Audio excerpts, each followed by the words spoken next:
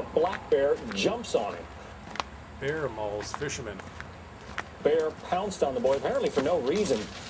The bear had wandered into a residential area and was hit with a tranquilizer dart. I'm scared. I'm scared. Maybe I should go home.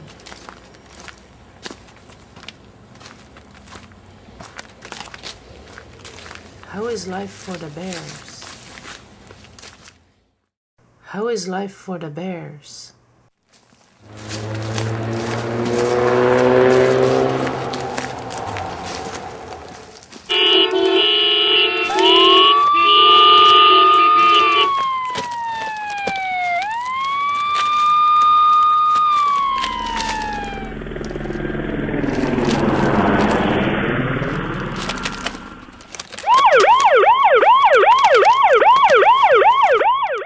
I will never forget the first time I saw a black bear.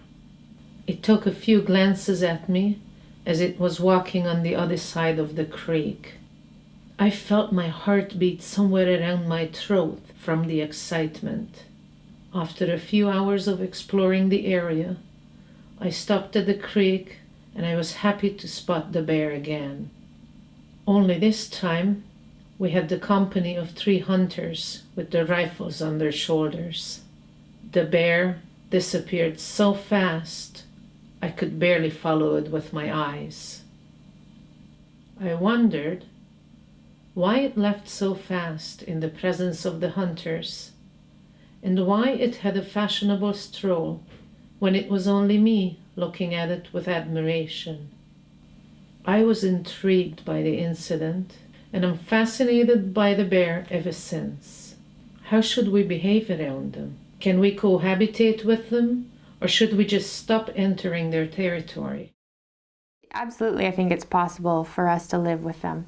There are a few conscious decisions that we have to do as humans in order to make that existence more agreeable. Well, I think it's absolutely possible for humans and bears to coexist, but there is a lot of onus on people to do their part.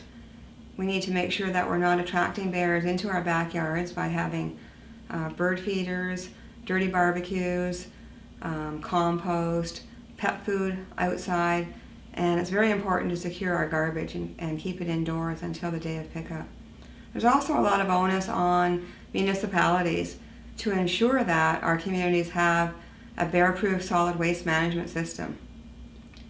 And also provincially, there's onus on the provincial government to ensure that bears are managed non-lethally as much as possible. Humans are encroaching on bear habitat, as we are on the habitat of all wildlife, and we're moving further and further into areas where wildlife lives.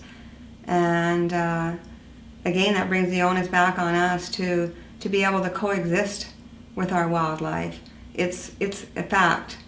You know, it isn't going to change. We are going to move into wildlife habitat, and so we need to learn how to live with these animals. We'd see them all the time playing as a kid. You know, we actually have an apple tree that grew up through our deck. We built the deck around, so there's apples on it. So of course there's bears always at the bottom of the deck, and you learn how to live with them. I don't ever really remember being afraid. Mind you, we were really careful, though we saw bears every single day. And though we saw them every day, I'm sure there are stories of them, but I never ever remember, I can't recall ever hearing or knowing anyone who was attacked by a black bear. If a person encounters a bear in the wilderness, then we want to be respectful of the animal, let the animal know that we're there. First of all, before we even get to an encounter, we want to make some noise while we're walking and hiking. The best thing to do is sing, you know, because that's just fun, or talk, and that lets the bear know that there's a human coming. You can also crack sticks or make noise like when you're walking through the leaves. A lot of people like to wear bear bells. I personally don't. I'm not an advocate of bear bells. I don't think that they work.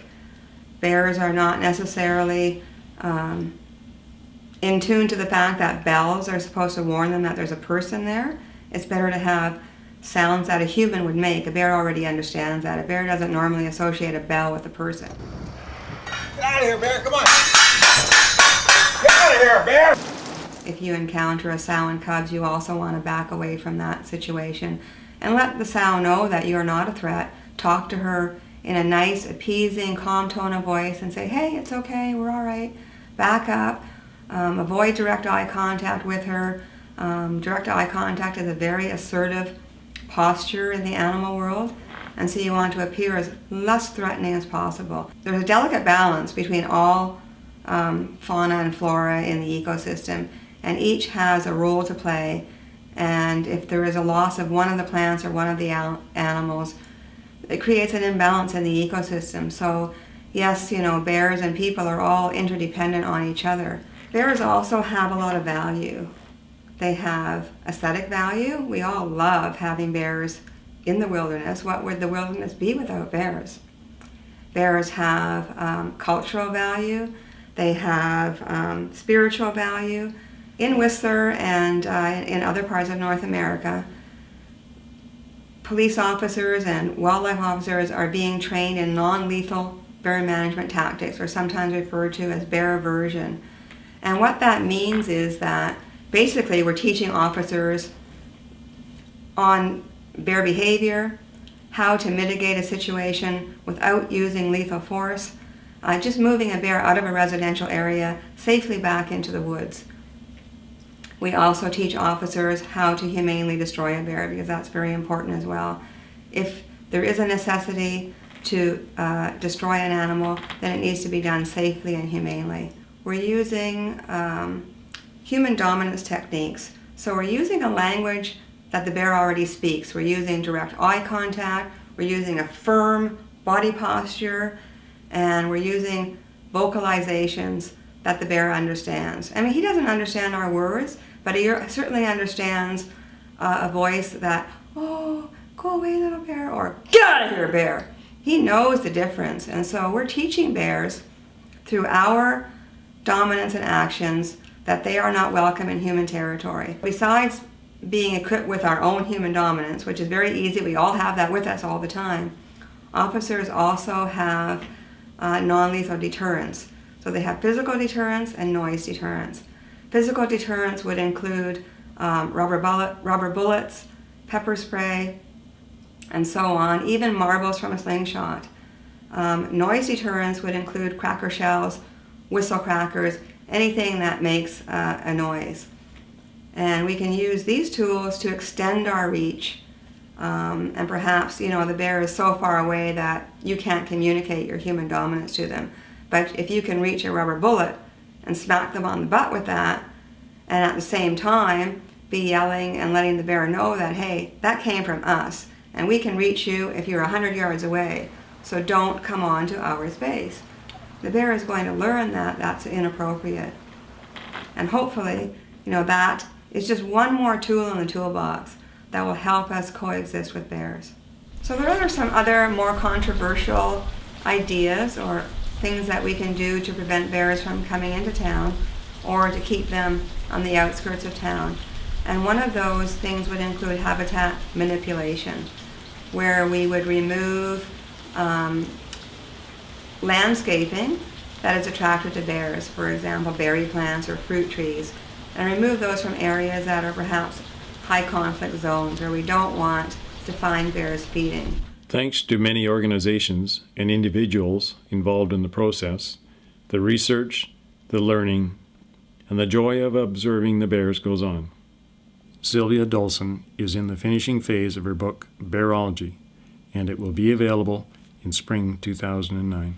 For more information on bear safety, visit www.bearsmart.com. There are other reputable organizations like the Safety in Bear Country Society, which has a similar mandate. Their education materials, including videos, are cross-referenced by many internet sites.